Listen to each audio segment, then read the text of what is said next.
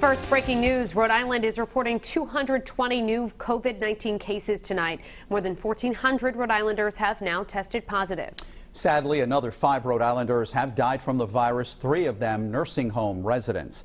Now, COVID-19 has taken the lives of 35 Rhode Islanders. 22 of the deaths are linked to nursing homes. The Department of Health says the number of people hospitalized is now 143.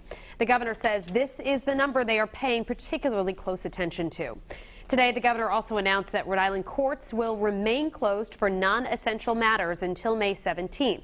That means people cannot be evicted until then. Unemployment filings also continue to go up. The Department of Labor and Training says more than 10,000 Rhode Islanders filed for the new Pandemic Unemployment Assistance Program on its first day. More than 120,000 unemployment claims have been filed since early last month. Governor also said the state has the capacity to do more than 2,000 tests a day, though she warned people not to go to local CVS stores to get tested. Eyewitness News reporter Kim Kalunian joins us now live from the State House with what the governor had to say about contact tracing. Kim? Well, Shannon and Mike, today the governor offered a little bit more insight into what it's going to take for her to reopen the economy. And part of that is going to be taking a more exacting approach to figuring out who might have been exposed to the virus.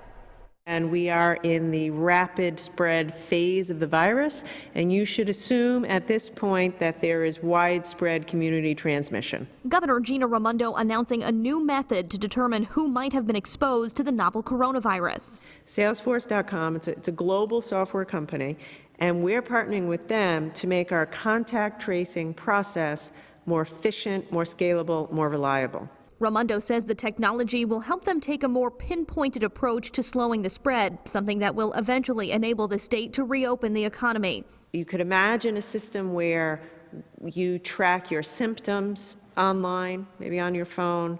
You set yourself up an appointment on your phone to go get tested. While contact tracing goes digital, Raimondo is encouraging people to decompress through more analog methods, like a walk in the park, something she says people will still be able to do in Providence after a conversation with Mayor Jorge Elorza.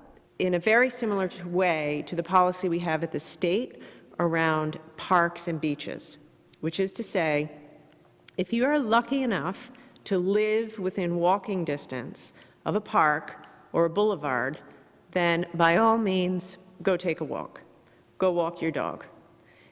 But the parking lots will be closed, and we don't want you driving there. But Elorza's office says despite the governor's announcement Wednesday, the city's ban on people using parks and boulevards remains in place. A spokeswoman telling Eyewitness News the mayor has spoken with the governor and other statewide leaders today about parks and green spaces.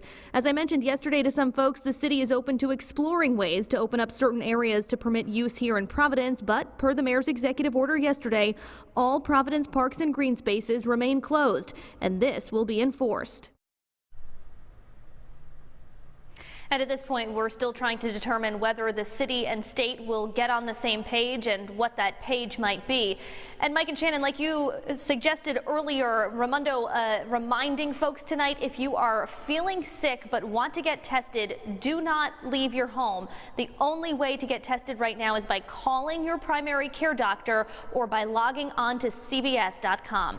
Live at the State House tonight, I'm Kim Kalunian, Eyewitness News. Well, Shannon and Mike, today the governor announced the state's partnership with a website called Salesforce.com. She says this will allow the state to do digital contact tracing. She says it will be more efficient and is also a step towards reopening the economy because they'll be able to more accurately pinpoint who might have been infected and quarantine just those people. Meanwhile, the governor also had a message tonight to the faithful. I do want to take a minute to address the Jewish community in Rhode Island.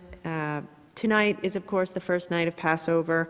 It's a time when families all across the state and all around the world come together to celebrate a very special, very important, very holy holiday.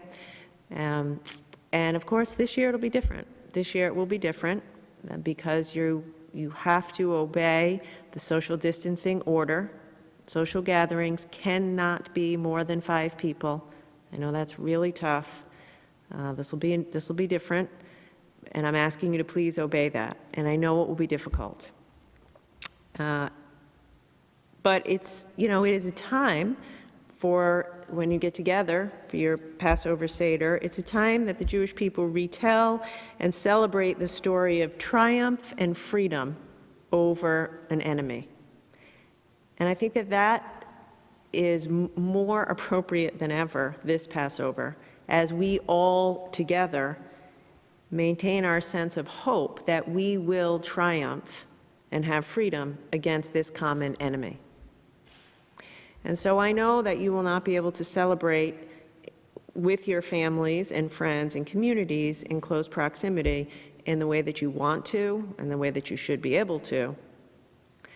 But I want you to know we're thinking of you, we're deeply sympathetic, and I personally hope that that message of hope and triumph over an enemy rings even truer this year for you and your families than ever before.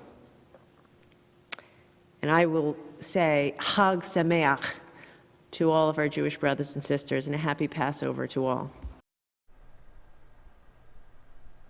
And to members of the Christian community, the governor says she knows this Holy Week and this Easter Sunday, like most things, will be very different this year. But to all of the faithful, she says she hopes you find hope in your faith and your faith community, but just to do it in a safe way. Live at the State House, I'm Kim Kalunian, Eyewitness News.